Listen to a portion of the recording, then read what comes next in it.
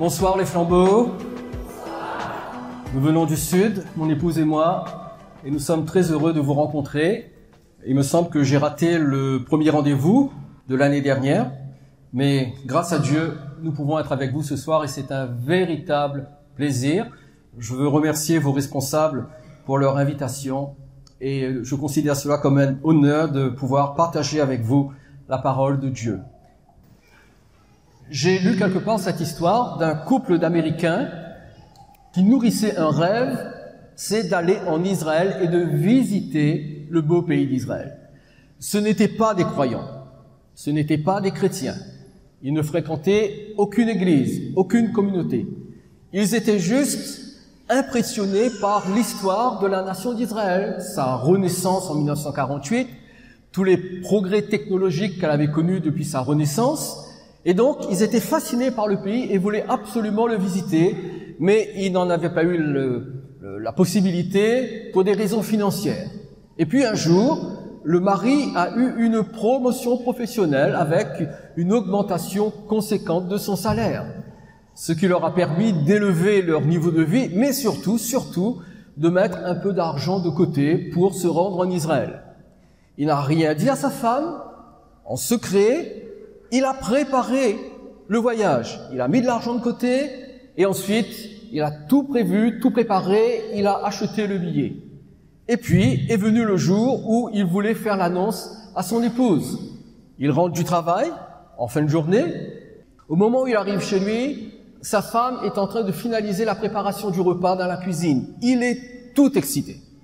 Il franchit le seuil de la maison, il prend les 2 billets pour Israël et il commence à crier bien fort, « Chérie, chérie, enfin j'ai les billets, nous allons en Israël ». Et le temps qu'il prononce sa phrase, il arrive jusqu'à la cuisine. Et lorsqu'il ouvre la porte de la cuisine et qu'il tend les billets en disant « Israël », il se rend compte de sa bêtise. Parce que belle maman était là. Or, belle maman, elle aussi, nourrissait le rêve d'aller en Israël. Et elle attendait qu'un beau jour, sa fille et son gendre puissent l'y amener. Alors, devant l'annonce, elle réagit, bien sûr, elle dit « Mais c'est formidable, je pourrais aller avec vous !» Alors, l'homme était sur le point de lui dire « Non, c'est pas prévu », mais il a croisé le regard de sa femme. Tous les hommes, vous savez ce que signifie croiser le regard de sa femme? Et il a su immédiatement qu'il ne devait absolument rien dire à sa belle-mère. Ils sont devant le fait accompli. Quelque temps plus tard, tous les 3 s'envolent pour Israël, pour un périple de 3 semaines. Ils ont choisi un hôtel à Jérusalem. Et à partir de cet hôtel à Jérusalem, ils vont un peu partout. Alors, ils s'étaient dit que ce sera le premier voyage d'une série, parce qu'ils ne pourront pas tout voir. Et pendant les 2 premières semaines, tous les 3, ils vont à fond. Ils visitent différents sites, ils se baladent, ils vont au restaurant, bref, ils s'amusent. Et c'est 2 semaines très intenses.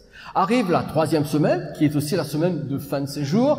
Au début de la 3e semaine, l'impensable se produit. L'impensable se produit. Ils n'avaient absolument pas prévu ce qui allait se passer. Belle maman est foudroyée par une crise cardiaque à l'hôtel. Elle meurt.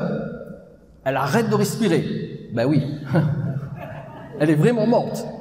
Alors, vous pouvez vous rendre compte de la commotion, du choc que cela produit.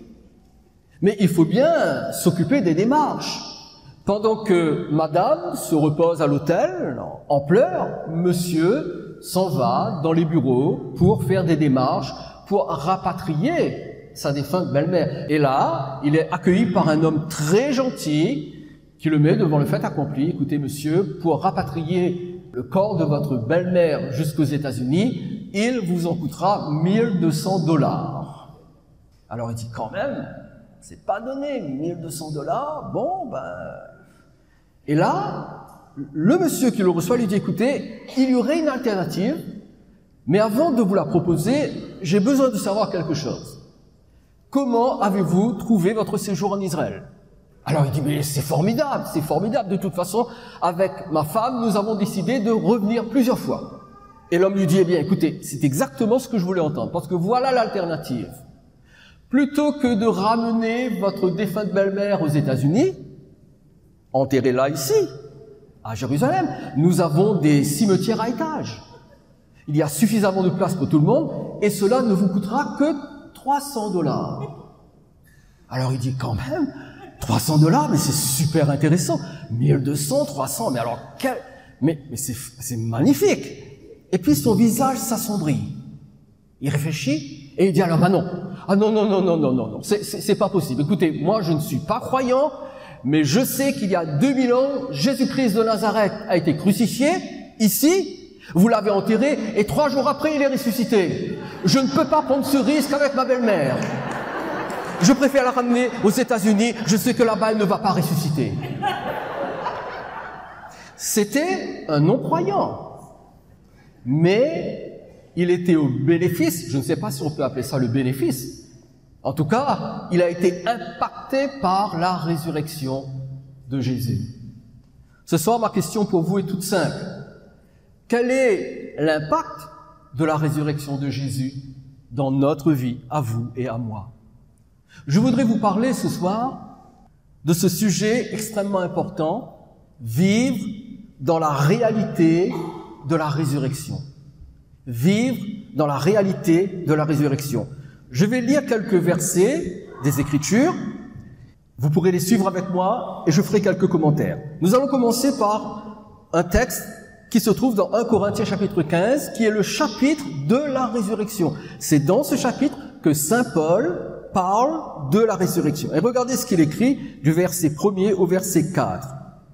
Je vous rappelle, frères et sœurs, l'évangile que je vous ai annoncé, que vous avez reçu et dans lequel vous tenez ferme. C'est aussi par lui que vous êtes sauvés, si vous le retenez dans les termes où je vous l'ai annoncé autrement, votre foi aurait été inutile. Je vous ai transmis avant tout le message que j'avais moi-même aussi reçu. Christ est mort pour nos péchés, conformément aux Écritures. Il a été enseveli et il est ressuscité le 3e jour, conformément aux Écritures.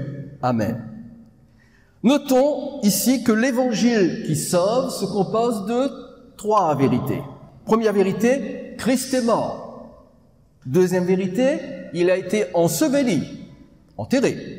Troisième vérité, il est ressuscité. Et le verset 2 dit que si nous ne croyons pas ces 3 vérités, notre foi est inutile ou vaine. Le verset 3 nous dit pourquoi Jésus est mort. C'est écrit noir sur blanc. Il est mort pour nos péchés.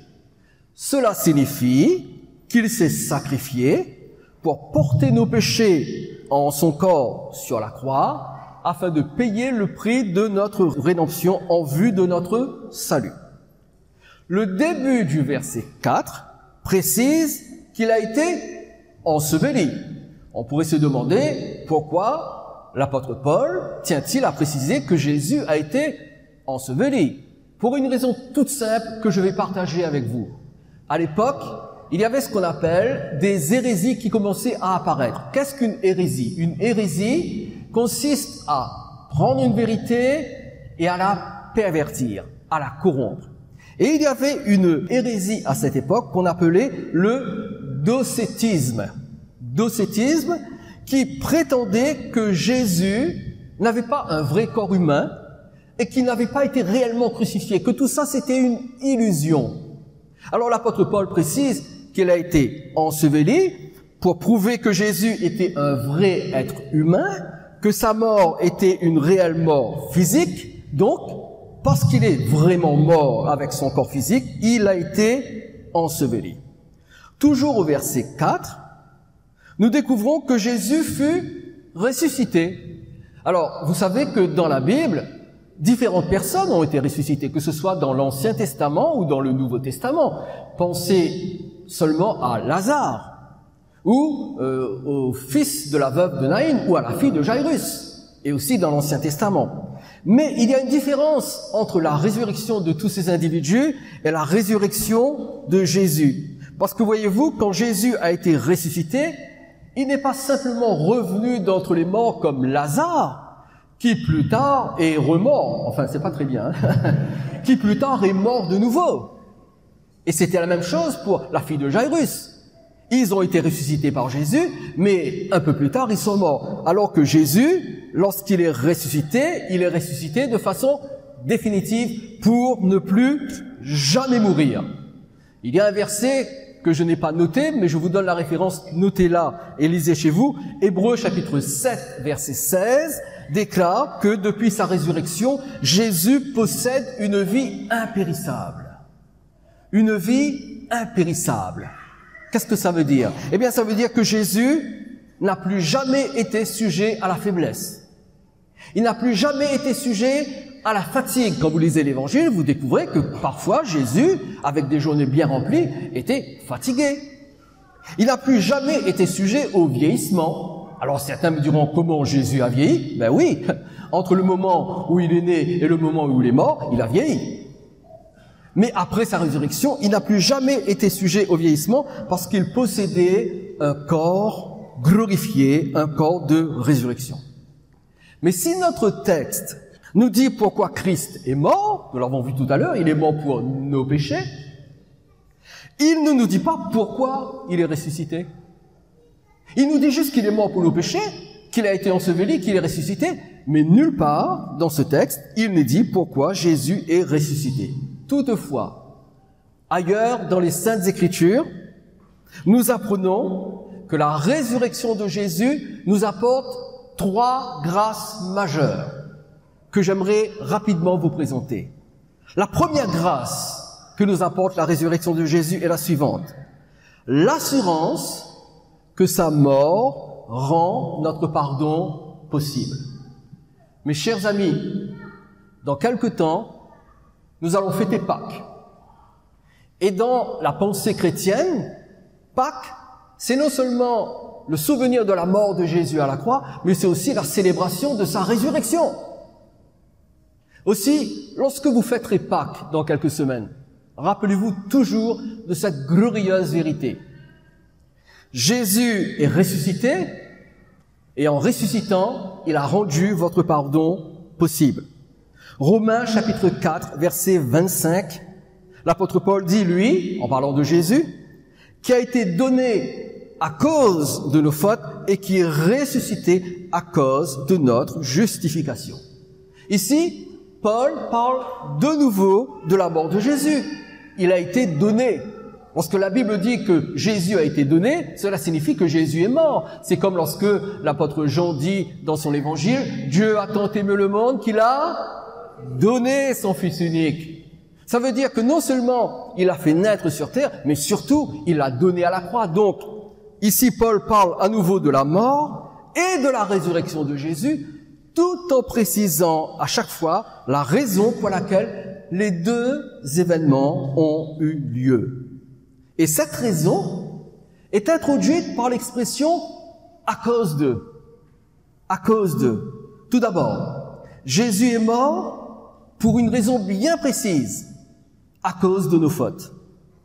Cela parle du châtiment que Jésus a subi afin que Dieu puisse nous pardonner. Si Jésus n'avait pas donné sa vie à la croix, nous ne pourrions pas être pardonnés par Dieu, parce que Jésus est l'agneau immolé pour que Dieu nous pardonne. 2 Corinthiens chapitre 5, verset 21, l'apôtre Paul dit, en effet, celui qui n'a pas connu le péché, celui qui n'a jamais été touché par le péché, celui qui n'a jamais péché, et bien sûr il parle de Jésus, il l'a fait devenir péché pour nous, afin que nous devenions en lui justice de Dieu. De quoi Paul parle-t-il ici? Eh bien je vais faire court. Dans ce verset, l'apôtre Paul nous apprend que à la croix de Christ, un échange a eu lieu. Je répète, à la croix de Christ, un échange a eu lieu. Quel échange? Nos péchés ont été placés sur Jésus pour que la justice de Jésus puisse être mise sur nous. Jésus meurt de notre mort pour que nous vivions de sa vie. Jésus est devenu fils de l'homme qui doit subir le châtiment pour que, unis à lui, nous devenions des enfants de Dieu pardonnés. N'est-ce pas merveilleux? Tout cela à cause de la mort de Jésus. Ensuite, Paul dit qu'il est ressuscité également pour une raison précise, à cause de notre justification. C'est très important de comprendre ce que cela veut dire. Jésus est ressuscité à cause de notre justification. Cela signifie que Dieu a accepté le sacrifice de Jésus et nous offre le pardon pour tous nos péchés. En d'autres termes, en ressuscitant Jésus d'entre les morts, Dieu disait qu'il approuvait les souffrances de son Fils et sa mort à la croix pour nos péchés, et qu'il n'était plus nécessaire qu'il reste dans le séjour des morts. Parce que vous savez, lorsque Jésus a été crucifié, il est descendu dans le séjour des morts. Mais une fois qu'il a été crucifié, une fois qu'il a payé le prix du rachat de nos âmes, le Père a vu le sang de son Fils, et le Père a dit, j'accepte la rançon qui a été payée, et je déclare qu'aujourd'hui, tous les pécheurs peuvent être pardonnés. Il n'est donc plus nécessaire que mon Fils reste dans le séjour des morts, et il a ressuscité Jésus, parce que la rédemption avait été accomplie. L'apôtre Paul déclare dans 1 Corinthiens chapitre 15, verset 17, « Si Christ n'est pas ressuscité, votre foi est vaine. Vous êtes encore dans vos péchés. » En d'autres termes, la résurrection de Christ est la preuve que Dieu vous a pardonné. Parce que si Dieu n'était pas en mesure de vous pardonner, le Fils ne serait pas ressuscité. Le travail aurait été inaccompli. Or, lorsqu'il a donné sa vie sur la croix, connaissez-vous une des dernières paroles que Jésus a prononcées? Tout est accompli. Tetelestai en grec, c'est-à-dire tout est fait. Il n'y a plus rien à ajouter. Il a réglé la dette de notre péché. En ressuscitant Jésus, Dieu proclamait « J'accepte la mort de mon Fils pour ceux qui croient en lui, afin qu'ils soient pardonnés. Que leur passé de rebelles soit effacé et qu'ils soient déclarés pardonnés, justes à mes yeux. » Monsieur, madame, qui que vous soyez, peut-être que vous venez ici pour la première fois, je veux vous l'annoncer ce soir solennellement. Quand Christ est mort et ressuscité, vous avez été pardonnés. À vous de le recevoir aujourd'hui. C'est la plus grande grâce que vous pouvez obtenir de votre vie sur terre. Obtenir le pardon de Dieu, être réconcilié avec lui. Donc, la première grâce que nous apporte la résurrection de Jésus, c'est donc une relation de réconciliation avec Dieu. Une relation dans laquelle Dieu nous pardonne, Dieu nous accueille, Dieu fait de nous ses enfants. Mais voici la deuxième grâce. La seconde grâce que nous apporte la résurrection de Jésus est celle-ci. La promesse que nous ressusciterons pour la vie éternelle. Je reviens à ce texte sur la résurrection dans 1 Corinthiens chapitre 15. Et je vous invite à lire avec moi les versets 20 à 23. L'apôtre Paul dit, « Mais en réalité, Christ est ressuscité, précédant ainsi ceux qui sont morts. » Je vous prierai de noter que par sa résurrection, Jésus nous précède. Quand quelqu'un nous précède, cela veut dire qu'il passe avant nous, mais que nous le suivons. Donc, nous aussi, un jour, nous ressusciterons comme Jésus, parce qu'il nous a précédés. Le verset 21 déclare, « En effet, puisque la mort est venue à travers un homme. » Alors, de quel homme s'agit-il? Je vous donne quelques indices. C'est le premier homme à avoir vécu sur la terre, dans le jardin d'Éden. Sa femme s'appelait Ève. Vous pouvez me dire son nom? Je savais que vous étiez intelligent. C'est par Adam que la mort est venue. C'est aussi à travers un homme qu'est venue la résurrection des morts. De quel homme s'agit-il maintenant? Jésus. Donc, si Adam a apporté la mort, et nous avons hérité de la mort parce que nous sommes tous descendants d'Adam, eh bien, quand notre foi est placée en Jésus, nous héritons de la résurrection nous sommes en route vers ce merveilleux miracle de la résurrection pour la vie éternelle. Le verset 22 déclare, « Et comme tous meurent en Adam, de même aussi, tous revivront en Christ. » Donc, nous savons que nous mourrons à cause d'Adam, mais nous revivrons ou nous ressusciterons à cause de Jésus. Nous revivrons en Christ. Et cette petite expression « en Christ » veut dire « unis à Christ ». Est-ce que vous êtes unis à Christ? Avez-vous fait le pas de votre âme de lui dire « Oui, Jésus, deviens mon Seigneur ». Peut-être que quelqu'un ce soir a besoin de faire le pas. Et peut-être que c'est pour cela que vous êtes dans ce lieu ce soir, pour dire oui à Jésus, pour vous unir à lui. Et enfin le verset 23. « Mais chacun a son propre rang. Christ en premier, puis ceux qui appartiennent à Christ lors de son retour. » Il y a deux mots très importants dans ce dernier verset que nous venons de lire. Tout d'abord, il y a le mot « rang ». Rang. Chacun a son rang. Il traduit un mot grec qui désigne une troupe organisée et mise en ordre. Une troupe organisée et mise en ordre, comme une troupe de soldats, par exemple.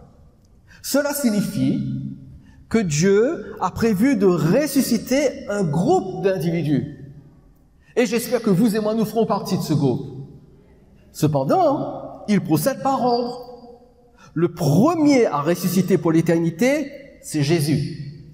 C'est lui qui a ouvert la voie. Il nous a précédés. Ensuite, ceux qui lui appartiennent ressusciteront. Et cela nous amène au second mot, en premier. En premier.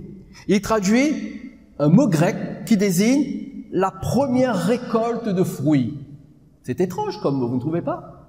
La première récolte de fruits. Alors, je ne suis pas cultivateur, mais je sais que habituellement, lorsqu'on commence la récolte d'un certain fruit, les premiers fruits à apparaître disent comment seront les prochains fruits à apparaître. C'est bien comme ça que ça se passe? Vous avez planté des pommes. Vous récoltez les premières pommes. Si elles sont de bonne qualité, cela implique que les autres pommes qui vont suivre seront également de bonne qualité. C'est ce qu'on appelle les premiers fruits ou la première récolte de fruits qui indique à quoi ressemblera le reste de la récolte ou les autres fruits. Et bien de la même façon, la résurrection de Jésus indique ce qui attendent tous ceux qui appartiennent à Christ lors de son retour, c'est-à-dire à quoi ressemblera l'éternité dans laquelle nous entrerons. Si la première grâce nous apporte que la résurrection de Jésus a été accomplie pour le pardon de nos péchés, eh bien cette première grâce, elle pointe vers le passé. Nous avons été pardonnés de nos péchés quand Jésus est mort et ressuscité pour nous. La seconde grâce, elle pointe vers le futur. Rappelez-vous de ceci. La première grâce pointe vers le passé, nous avons été pardonnés. La seconde grâce pointe vers le futur, nous ressusciterons pour l'éternité tout comme lui. 1 Corinthiens chapitre 6, verset 14, l'apôtre Paul dit « Or Dieu, qui a ressuscité le Seigneur, nous ressuscitera aussi par sa puissance. » Mes frères et mes sœurs, nous avons une merveilleuse espérance. Un jour, nous ressusciterons. Tout comme le Christ, nous ressusciterons par sa puissance et nous vivrons l'éternité avec un nouveau corps. Regardez ce que l'apôtre Paul dit dans 1 Corinthiens chapitre 15, versets 42 à 44. Il dit, le corps est semé corruptible. Est-ce que vous savez que votre corps est corruptible? La preuve, c'est qu'il s'abîme. Il vieillit. Il se blesse, il tombe malade. Pourquoi? Parce qu'il est corruptible. Alors le corps est semé corruptible, mais il ressuscite incorruptible. Il est semé méprisable, il ressuscite glorieux. Il est semé faible, mais il ressuscite plein de force. Il est semé corps naturel, il ressuscite corps spirituel. En d'autres termes, à notre résurrection, nous recevrons un corps incorruptible, glorieux, plein de force et spirituel. C'est tout à fait le contraire du corps que nous possédons actuellement. Et nous vivrons cela pour l'éternité avec Dieu. C'est l'espérance du chrétien, de tous ceux qui croient en Jésus. Et enfin, la troisième grâce. La résurrection de Christ nous apporte la garantie que nous pouvons vivre une vie nouvelle ici et maintenant. Je répète, La résurrection de Christ nous apporte la garantie que nous pouvons vivre une vie nouvelle, ici et maintenant. L'apôtre Pierre dit dans sa première lettre, au chapitre 1er, au verset 3, « Béni soit Dieu, le Père de notre Seigneur Jésus-Christ, conformément à sa grande bonté, il nous a fait naître de nouveau à travers la résurrection de Jésus-Christ pour une espérance vivante. » Si la première grâce pointe vers le passé, le pardon de nos péchés, et si la seconde grâce pointe vers le futur, notre résurrection pour un corps glorifié pour l'éternité, eh bien la troisième grâce de la résurrection de Jésus pointe vers le présent, ici et maintenant, une vie nouvelle. Une vie nouvelle. Mon ami, Dieu veut pour toi, Dieu veut pour moi, Dieu veut pour chacun de nous une vie nouvelle. Peut-être que tu es épuisé par ta vie présente, épuisé par tous les fardeaux que tu portes, épuisé par cette souffrance qui se tient attachée à toi. Eh bien, le Seigneur, par sa résurrection, t'offre une vie nouvelle. L'apôtre Pierre dit que Dieu nous a fait naître de nouveau à travers la résurrection de Jésus-Christ. L'expression « naître de nouveau » signifie nous commençons une vie nouvelle. Et cette vie nouvelle se fait par la résurrection de Jésus. Et l'apôtre, ici, établit un lien étroit entre notre nouvelle vie présente et la résurrection de Jésus. En d'autres termes, la qualité de notre vie est le résultat de la résurrection de Jésus. Je répète, la qualité de notre vie est le résultat de la résurrection de Jésus. Peut-être que tu n'es pas satisfait par ta vie en ce moment. Eh bien, viens à Jésus, accepte la réalité de sa résurrection et ta vie en sera transformée. Bien sûr, nous ne pouvons pas vivre présentement tous les bénéfices acquis par la résurrection de Jésus. Notre corps, vous le savez, est encore sujet à la faiblesse et à la mort, mais notre vie peut être quand même différente. Romains chapitre 6, verset 4, l'apôtre Paul dit « Comme Christ est ressuscité par la gloire du Père, de même, nous aussi, nous menions une vie nouvelle. » Tout comme Jésus a reçu une nouvelle qualité de vie à sa résurrection, de la même façon, la résurrection de Christ nous communique aujourd'hui la capacité de vivre une vie nouvelle. Il y a une vie nouvelle qui attend chacun d'entre nous ce soir. Si seulement nous voulons saisir la réalité de la résurrection. Nous devons savoir que la résurrection est plus qu'un simple dogme auquel il faut adhérer. La résurrection de Christ est une réalité vivante qui est agissante ici et maintenant en réponse à notre foi. C'est pour cela que l'apôtre Paul dit dans Éphésiens chapitre 1er versets 19 et 20 « Quelle est l'infinie grandeur de sa puissance qui se manifeste avec efficacité par le pouvoir de sa force envers nous qui croyons. » Cette puissance, il l'a déployée en Christ quand il l'a ressuscité et l'a fait asseoir à sa droite dans les lieux célestes. Alors vous savez que l'apôtre Paul était quand même un peu compliqué lorsqu'il écrivait. Je vais vous résumer ce qu'il dit dans ces deux versets. Tout d'abord, dans le verset 19, il dit qu'il y a une puissance infinie qui est à l'œuvre lorsque nous croyons. Voyez-vous, votre foi en Christ vous apporte des grâces et des bénédictions que vous ne soupçonnez même pas. Parce que quand vous placez votre foi en Christ, vous avez accès à une puissance infinie. C'est ce que nous dit le verset 19. Et le verset 20 nous apprend que cette puissance est celle qui a été déployée lors de la résurrection de Christ. Savez-vous qu'il a fallu un déploiement supérieur de puissance pour la résurrection par rapport à la création? Quand Dieu a créé le monde, il n'y avait aucune résistance. Mais quand Dieu a ressuscité Jésus, il y a eu une résistance de la part de l'enfer et du royaume des ténèbres. Mais Dieu a déployé l'infinie grandeur de sa puissance et il a ressuscité son Fils. Est-ce que vous et moi, nous réalisons que cette puissance de résurrection agit aujourd'hui en nous? Elle agit en vous, elle agit en moi, elle agit en tous ceux qui placent leur confiance en Jésus. Et c'est elle qui libère cette énergie divine qui nous rend notre vie nouvelle. Et cette puissance de la résurrection de Christ est actualisée en nous par le Saint-Esprit. Car c'est après sa résurrection que Jésus a répandu le Saint-Esprit, ce qui m'amène à mon dernier verset pour vous ce soir. Actes chapitre 2, versets 32 et 33.